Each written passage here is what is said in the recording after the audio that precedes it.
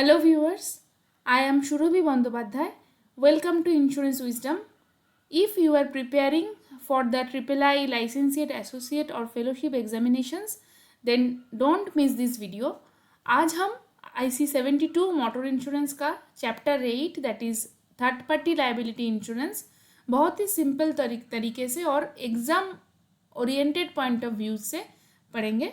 तो चलिए शुरू करते हैं। तो सबसे पहले हम समझ लेते हैं कि थर्ड पार्टी लाइबिलिटी इंश्योरेंस किसे बोला जाता है।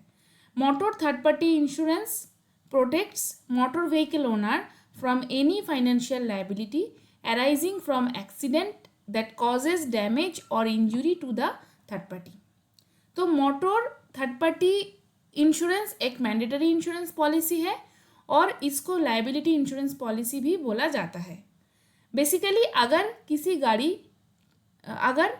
की गाड़ी रोड पर चल रही है और उस गाड़ी की वजह से किसी थर्ड पार्टी का किसी भी तरह का लॉस होता है तो उस लॉस की लायबिलिटी उस कार ओनर की होगा जिसकी व्हीकल की वजह से लॉस हुआ है। ठीक है, तो उस कार ओनर की लायबिलिटी को इंश्योर करने के लिए ये थर्ड पार्टी लायबिलिटी इंश्योरेंस है। ठीक है, नेक्स्ट हम कुछ इंपॉर्टेंट पॉइंट्स देखते हैं।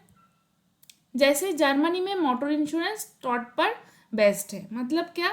This is negligence of the driver of the vehicle is required to be proved to claim compensation.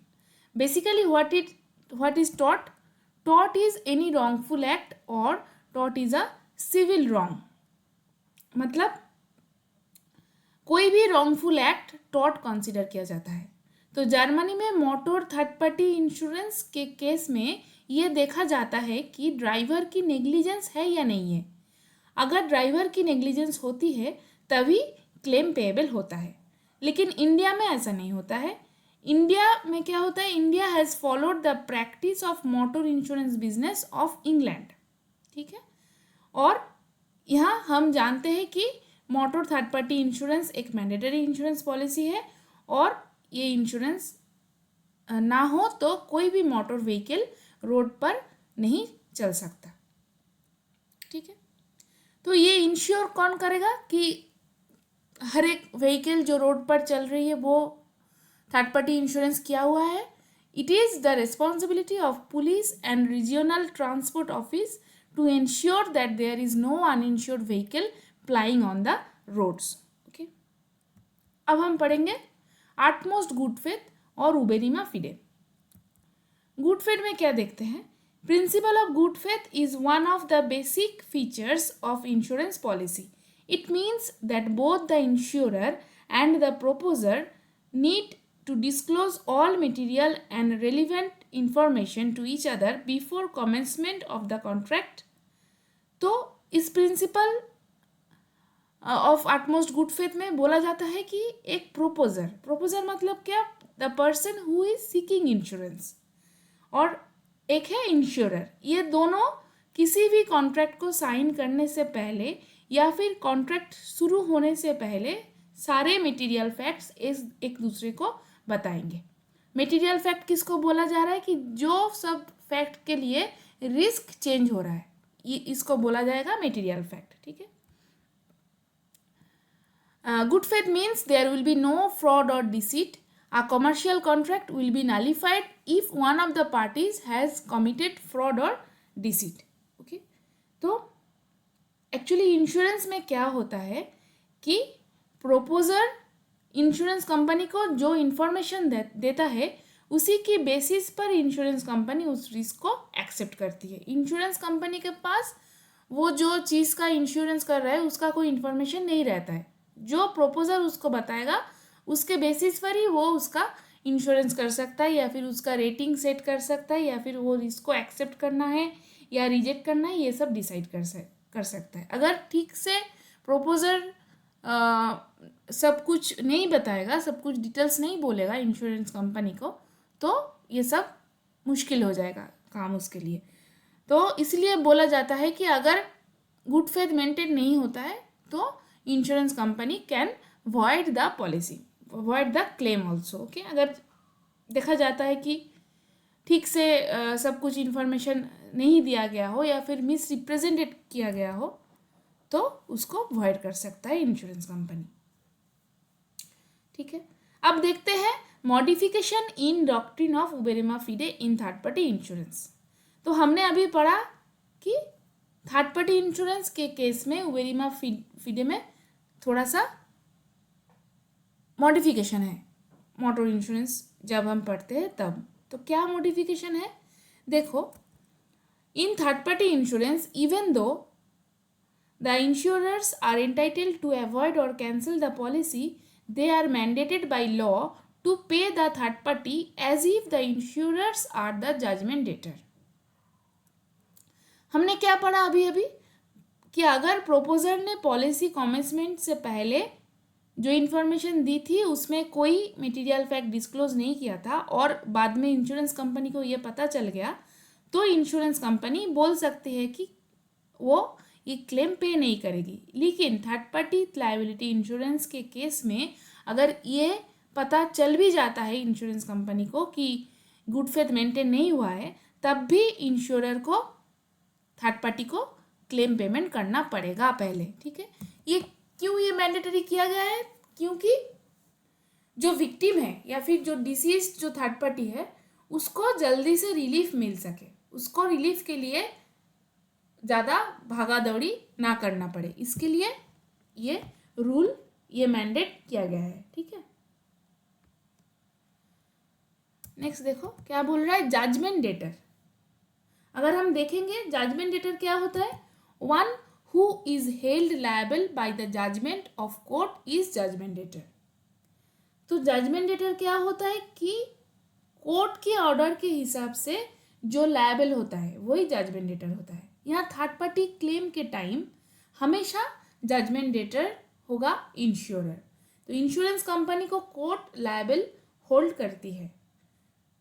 The contract तो the insurance company though held liable by the court, the contract of motor insurance permits the insurer to avoid its liability in various circumstances. तो कुछ ऐसा circumstances है जिसमें insurance company उसका जो liability है उसको अवॉइड कर सकती है। क्या क्या है वो सब situation, if premium cheque is dishonoured by bank और financial institution, if accidental vehicle remained unidentified, if the driving license of the driver is not valid, if the vehicle is used for a purpose other than the purpose insured for। तो अगर ये reasons किसी भी case में present होता है तो उस सिचुएशन में इंश्योरेंस मोटर व्हीकल्स एक्ट के अंडर टेक्निकली लायबल नहीं है, लेकिन फिर भी उसको कोर्ट जजमेंट डेटर हेल्ड करता है। इसलिए विक्टिम को और थर्ड पार्टी को पहले उसको क्लेम देना ही पड़ता है, इंश्योरेंस कंपनी को पहले उसको क्लेम देना ही पड़ता है। ठीक है, नेक्स्ट है देखिए benevolent legislation. The purpose of benevolent legislation is to compensate the victim. तो बेनिवोलेंट लेजिस्लेशन जो है उसका इंटेंशन है कि विक्टिम को कॉम्पेंसेशन मिलना चाहिए, ये इंश्योर करना बेनिवोलेंट लेजिस्लेशन का एक मेन ऑब्जेक्टिव है। ठीक है, the compensation awarded by the court is paid to the victim by the insurer as if he is the judgment debtor. Next है डीप पॉकेट थ्योरी। तो इसका मतलब क्या है, the main concept of deep pocket theory is the insurer is required to pay to the third party और victim even though the insurer is entitled to avoid liability as per section 149, he has to compensate as he is the judgment debtor. The remedy available to the insurer is to proceed against the insured to recover the amount. Okay, तो क्या बोला गया है देखिए यहाँ पे deep pocket जो बोल रहा है, what is deep pocket? Deep pocket mean जिसके पास इनफ अमाउंट ऑफ मनी है उसी को बोलेगा उसके पास डीप पॉकेट है। तो यहाँ ये कंसिडर किया जाता है कि इंश्योरर के पास सफिशिएंट अमाउंट अवेलेबल है जिससे वो थर्ड पार्टी को पेमेंट कर सकता है। इसका रीज़न क्या है, क्यों उसको डीप पॉकेट उसके पास है ऐसा कंसिडर किया जाता है? क्योंकि इंश्योरर इंश्योर्ड से थर्ड पार्टी लॉस के लिए प्रीमियम लेता है थर्ड पार्टी लाइबिलिटी के लिए वो प्रीमियम ले लेता है इंश्योर्ड से। तो अगर किसी एक्सीडेंट के वजह से किसी थर्ड पार्टी का कोई भी लॉस होता है तो सबसे पहले इंश्योरर को ही थर्ड पार्टी को पेमेंट करना होगा, क्योंकि he will be considered as he has the deep pocket. तो इसी को डीप पॉकेट थ्योरी बोला जाता है, ठीक है।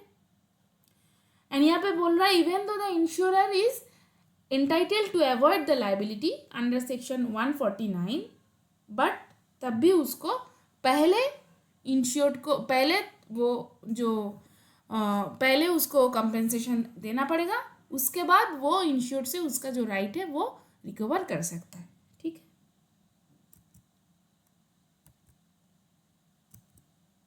नेक्स्ट हम पढ़ेंगे insurable interest in context of motor insurance, ठीक है।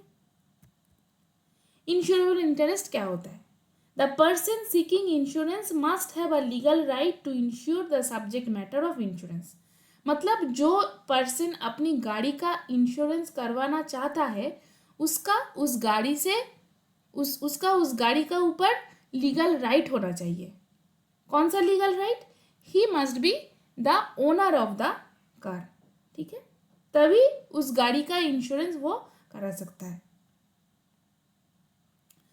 समझो कि मैं किसी और की गाड़ी का इंश्योरेंस नहीं करा सकता, मेरे पास उसका लीगल राइट नहीं है, मैं सिर्फ उसी प्रॉपर्टी का इंश्योरेंस करवा सकता हूँ जिसका ऊपर मेरा लीगल राइट है। इसी को इंश्योरेबल इंटरेस्ट बोला जाता है।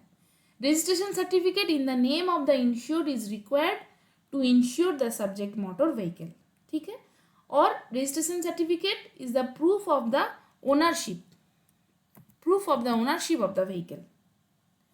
अगर गाड़ी का रजिस्ट्रेशन किसी और के नाम पर है और कोई दूसरा पर्सन बोले कि मैं उस गाड़ी का इंश्योरेंस करवाना चाहता हूँ, दैट इज नॉट पॉसिबल, ठीक है।